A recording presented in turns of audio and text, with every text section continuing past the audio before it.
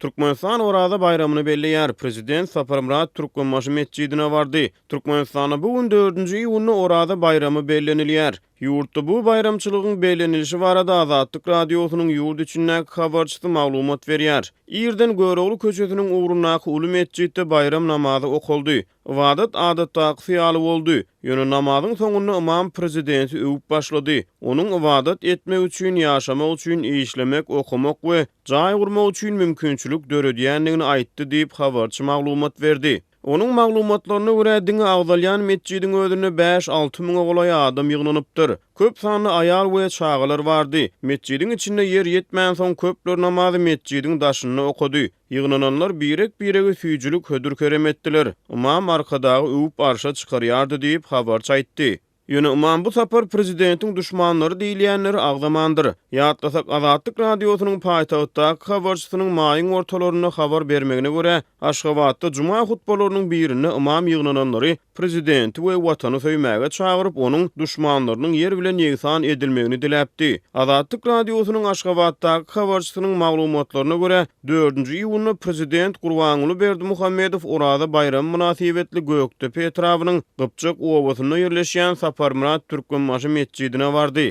Saparmurat Türkmenbaşy mescidi mundan ozal onuň diýwarynyň iç ýüzünde Saparmurat Niýazowyň ruhnama kitabyndan alınıp ýazylan sözler bilen ýatda galypdy. Prezidentiň uluw kerweniniň geçýän ýolunyň ugruna Alişir Nawaý köçesiniň her iki tarapyna eskerler we ýürüýte ulluklaryň işgärleri prezidentiň howpsuzlygyny üpjün etdi. Şeýlede prezidentiň adyndan dindarlara sadaka berildi diýip habarçy aýtdy.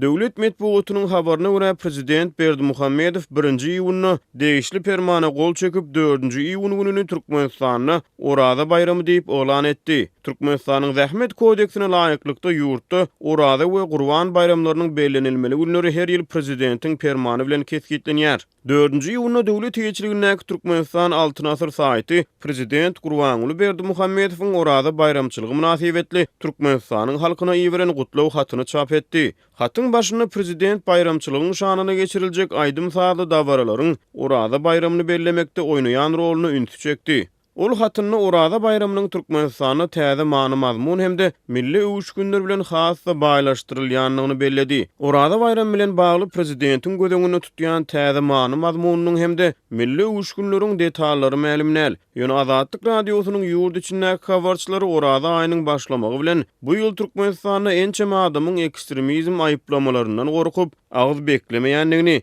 ýa-da beklese de bu ýagdaýy jemgyýetçilikde mälim etmediligi synanşanlygyny habar beripdi. Şeýlede prezidentiň Orada utlawyna Türkmenistany döwrewap ulumlary we bilimlere daýanyp ýaş nesle halkyň gadymy däpleri we umumy adamzat gymmatlyklary barada bilim terbiýe bermek işleriniň kämilleşdirilýändigi aýdylýar. Ýatlasak Azatlyk radiosynyň ýurt içindäki habarçylary mundan ozal 40 ýaşyna ýetmedik sakkally erkekleriň howpsuzlyk edaralaryna çagyrylyp, zor bilen mejburi sakkallarynyň sygdyrylýanlygy barada habar beripdi.